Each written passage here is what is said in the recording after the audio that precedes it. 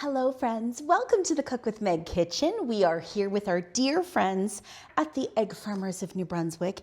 Now I'm in Alberta, but I'm a New Brunswicker through and through. And each month we bring to you a brand new super fun Cook with Meg recipe. We are heavy into the Heirloom Kitchen Family Recipe Revival series. What is that, Meg? Well, we take a recipe that we know and love, but we put a twist on it. And maybe it's a recipe that's been handed down generation after generation. We put our little twist on it. Before we dive in to mini cornbread bites with whipped honey butter, y'all, I need to make some buttermilk. And I don't have buttermilk, but don't you worry. It's literally as easy as taking the amount of milk you wish to use and adding in a tablespoon of vinegar. This is apple cider vinegar. You can use lemon juice or regular white vinegar. I wouldn't do balsamic. And then what happens is it actually curdles said milk. So I usually give it a quick little stir. It's literally my half a cup of milk for the recipe mixed with a tablespoon of vinegar. And while we chat, it's just gonna do its thing. So how do these classes work? Well, at the Cook with My Kitchen, we always have our recipe handy. This is our roadmap. We have our tools. Today's very simple. We need a few measuring cups and spoons, a nice big bowl to make our cornbread batter. And then of course we need a mini muffin tin. You can make them large, but I go mini. And I've only greased 12. We'll see how far we get. We might need more space. But we are taking a classic cornbread and we are giving it that twist. We're shrinking it down in size. We're adding a few other little fun ingredients to kind of make it really delicious. And then we are going to whip some honey butter together while these bake in the oven. And because they're mini, they do not take long. Are you ready to bake? All right, let's begin. We are preheating the oven to 375 degrees. That's going to sing when it's ready. We have sprayed a mini muffin tin with some non-stick spray, but if you're not a non-stick spray house, certainly give it a little bit of a grease. We don't want it to stick. Now you could put little mini muffin liners, but they're so tiny. I sometimes feel like when you use liners, some of it gets stuck in the liner. So as long as it's greased really well, they'll pop right out. And now what we want to do is we want to whisk the dry ingredients into the main bowl. This is really a happy one bowl situation. But let's start with our flour. So I have everything in front of me, all-purpose flour, half a cup. We're literally doing half a cup of flour and half a cup of cornmeal. And I'm going to take the back of a knife, level off my flour, and in it goes. Now this isn't a huge recipe, so I always say if I'm making like chili or something really delicious and I just want a really great little bowl side dish, pile up my mini corn muffins and they're gone in a flash. I feel, however, you probably will get to a point where you will want to double this recipe. Now I've got in a bigger bag my cornmeal. This happens to be medium grind, and we're going to use, again, half a cup. So it's half and half flour and cornmeal. I'm not stressing out if it ends up being a little more than a half a cup. If a little bit of extra flies in the bowl, don't stress. It's all good. Let's whisk those two items together before we continue. All right, so here we go, whisking together the two ingredients, half cup flour, half cup cornmeal. Now to this, we want to add sugar. So we're going to go ahead and we're going to add in 4 tablespoons. I just realized I used my tablespoon to put vinegar. I don't want to wash it. Grab a second tablespoon. We're going to do 4 tablespoons of granulated white sugar. That's a 1/4 cup. So again, we're making like a sweet cornbread mini muffin, so delicious. I put everything behind me so I know where it goes, and then I look at my ever shrinking amount of ingredients and I get very excited. We're getting to the home stretch. That's how I know I don't redo a step. So 3 things so far: half a cup of all-purpose flour, half a cup of cornmeal, 4 tablespoons of granulated white sugar. And now we want to add in our leaveners. There is my oven telling me it's ready. We don't need a lot of leaveners because the star leavener to help it puff up is, of course, our egg. But we are using a little bit of baking soda. So we're going to measure out a 1/4 teaspoon of baking soda and a 1/4 teaspoon of baking powder and a 1/4 teaspoon of salt. If you'd rather just do a good pinch, a pinch works for me. And let's give that a mixy mix. So I use the whisk. You can use a spatula though, for sure. I will be switching to a spatula here in a minute. But let's whisk our dry ingredients all together. This is your opportunity. I'm going to go in with my clean hands. What we want to do is we want to properly blend together not only the cornmeal and the flour, but we want to make sure that the salt and the baking powder and the baking soda are all beautifully distributed, because once we start adding in our wet ingredients, we don't want to overmix. We don't want little hard rocks. We want little fluffy cornbread bites. Okay, so I'm loving this. Now we're going to make goodbye to my spatula. I always ditch the spatula, honestly, when it comes time to adding in any wet ingredients, because we get to a point where things just become very gloopy. And then if they're gloopy, it's hard to get off the whisk. So that said, in the bottom of my bowl, I don't know if you can see, we made a little well. Does it need to be completely see-through at the bottom? No. But sometimes it helps us kind of pool our wet ingredients and give them a little mix before we get going to bring it all together. So what I first did was I added in a little bit of vanilla, just about a teaspoon of vanilla. And to that, I am going to add a tablespoon of honey. You can measure, or you can measure with your heart. So I'd say that's about a tablespoon of honey. We still need Mr. Honey Bear here coming up. To that, we are adding in 4 tablespoons of butter, melted butter, and our half a cup of buttermilk, which today I used regular milk, 2% milk, and to that I added in a tablespoon of vinegar, and that helps it sort of curdle. Now, I don't know if you guys saw what I added. I added those all before I add the star, which is the egg. And I did that on purpose because my butter had just come out of the microwave and she was very warm. Now what I'm doing is I'm able to kind of quickly, carefully dip a finger down in, and I am not dealing with anything that's hot. Ergo, we won't be scrambling our egg. So 1 gorgeous egg, cracked and added down into the liquid. Give your hands a rinse, especially if you feel that you got a little bit of egg on the counter. Give your counter a wipe. We like a clean kitchen. And very, very carefully with your spatula, start to kind of zhuzh it all together. It's sort of like when you make pasta. You can actually kind of get the egg and the liquid going.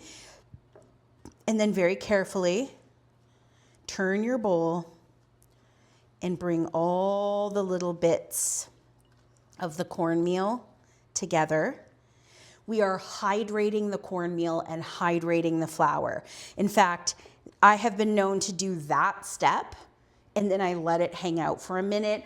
I grease my thing. I start to get my honey butter ready even before I mix this, because essentially we're not mixing it for very long. We just want the moisture from the butter and the buttermilk and the egg and the vanilla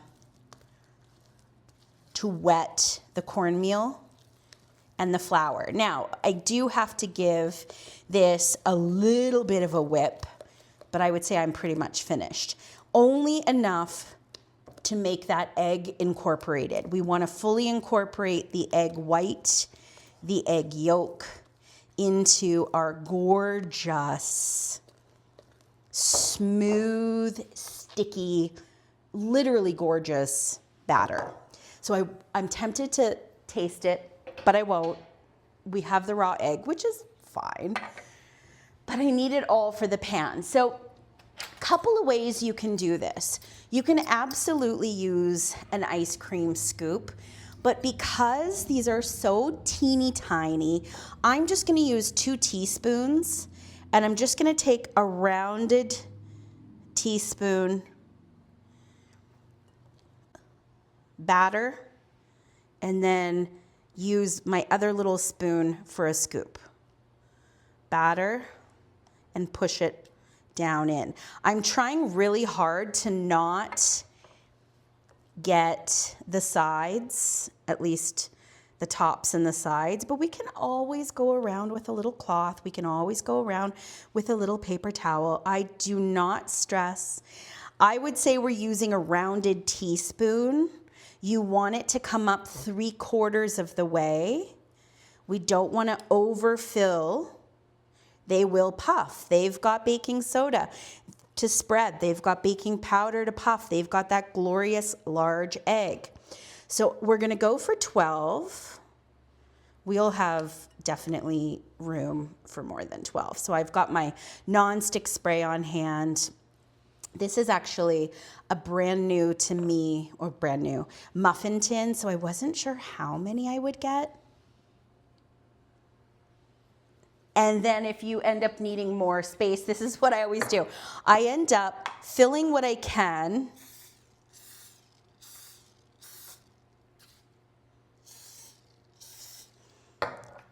If I have to add more, I add more as I go. I don't spray my entire 24 well muffin tin, because if I don't end up using all of the wells, sometimes what I find is because you put the nonstick spray, that oil gets a little greasy and the grease kind of cooks in the oven, and it certainly doesn't get smoky, but it gets a little bit dark. So I feel like that takes you 2 seconds to just spray as you need it. We're gonna tip the bowl. We're not wasting one bit of our liquid, golden, gorgeous batter. I feel like I can get 2 more, which brings my grand total to 20. So if you have a tiny little muffin tin, you're probably going to get about 20. If you need to get your spatula back and kind of corral all the batter into one area, oh my goodness, I might even get 3. This is where it's fun. Kids can do this part if you're not already doing it. I think 20 is perfect. What you can do if you've got a little bit of batter, you can take the batter on the spatula and go around and add a tiny bit to 3 or 4 of them that might look like they need a little extra, an extra little tiny bit. Again, they are going to puff up. Maybe this guy gets a little bit more. And there we have it. So great big bowl down into the sink, hot soapy water. And I do feel like I don't need to, let's rephrase that. I don't think I need to really tap this too hard on the counter, because it is a pretty heavy batter, but I kind of do pick it up instead of slamming it. Just sort of pick it up and give it a little zhuzh and a little shake, knocking out any little bumps or leveling it out slightly. Then we're gonna go back into the oven about 10 minutes. These are teeny tiny. They don't need a lot of time. So 375 for about 10 minutes. I will meet you back here when they are perfectly golden and looking amazing. Okay, it's time to make honey butter. My auntie Alice in New Brunswick, in Woodstock, New Brunswick, made honey butter, I'm gonna say 20 plus years ago, and I've never forgotten about it, and it's become one of my favorite things ever. So all you do is you take really soft, squishy butter. You can even melt the butter, start to melt it into the microwave. And then we're gonna add a couple tablespoons of honey. So as far as how much butter, as little or as much as you want. This is about a half a cup plus a couple tablespoons of honey. Really soft and squishy or else it won't melt. And I'm using my electric mixer because I want it whipped. I want it so completely fluffy. You could absolutely use a spatula, but I feel like if you can get out the mixer, it's worth it.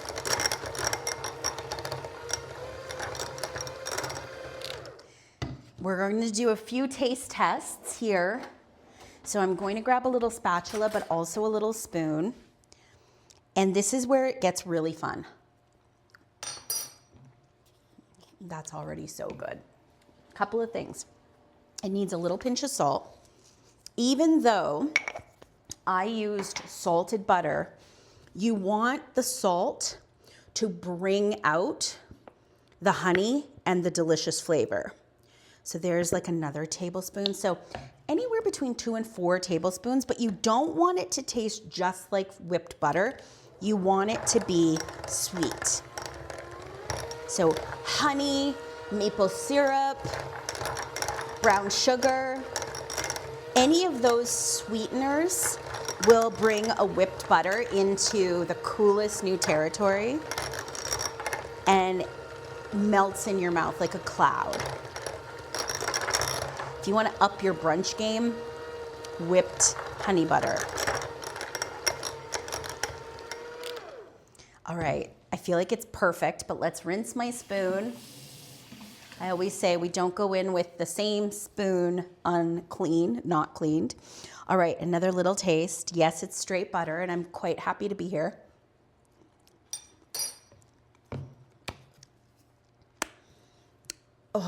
Oh, okay, that's amazing, but I need more honey. It's still very buttery, so that's my 4th tablespoon, so 1/4 cup. So it's almost like 2 to 1. Half a cup butter, 1/4 cup honey. But I want you to adjust it to your taste. Okay, so you can put this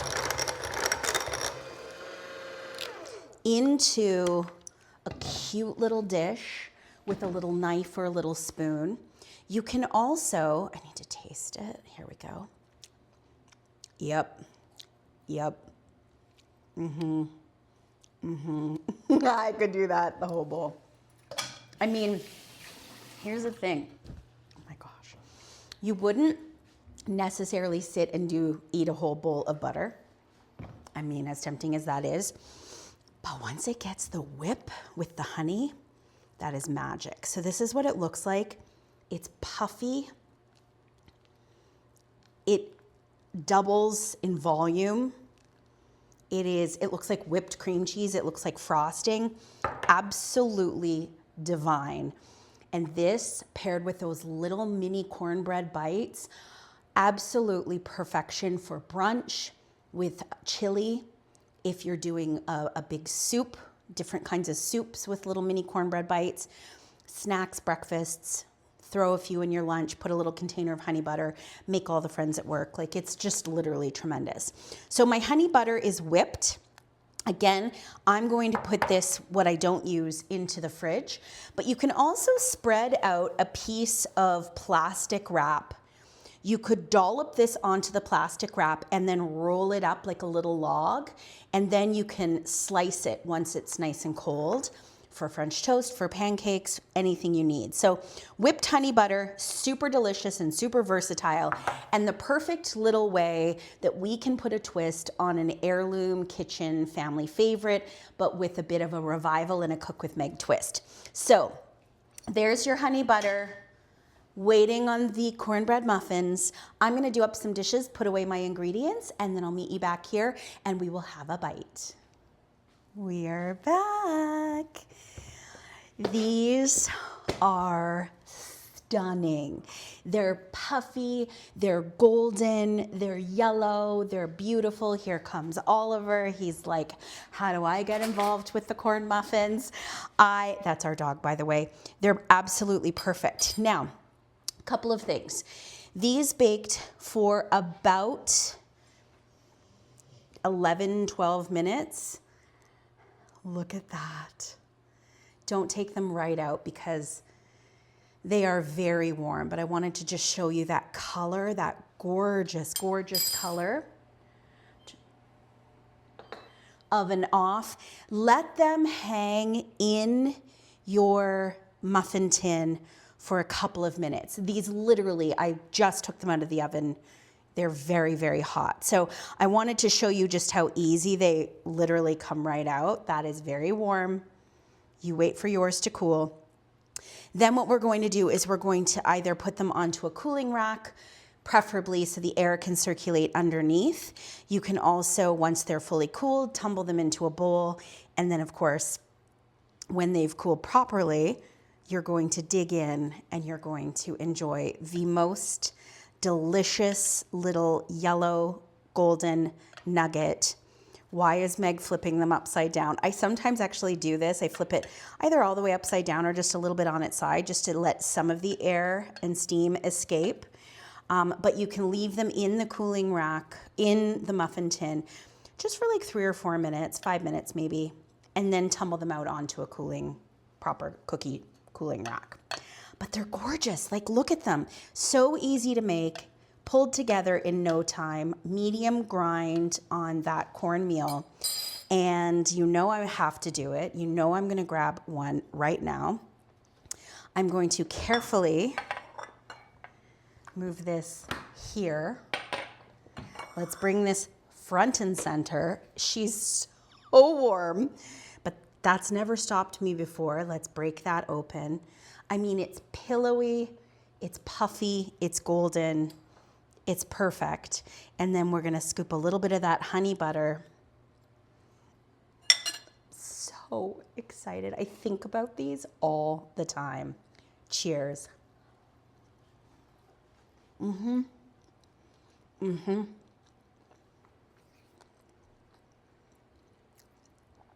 I love cornbread. I love the gritty bits of corn that you actually still chew. Kind of gets in your teeth. I love it. I love that you can actually taste the corn. That egg just made it so, so beautiful. So yellow, so happy. It's fluffy, it's sweet. It's got a little hint of salt. That whipped honey butter. You guys, I just ate one.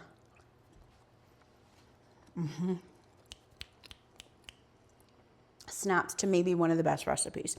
Actually, I think it might be my favorite. I know I say that every month, but hey, we just find the best recipes to use with eggs.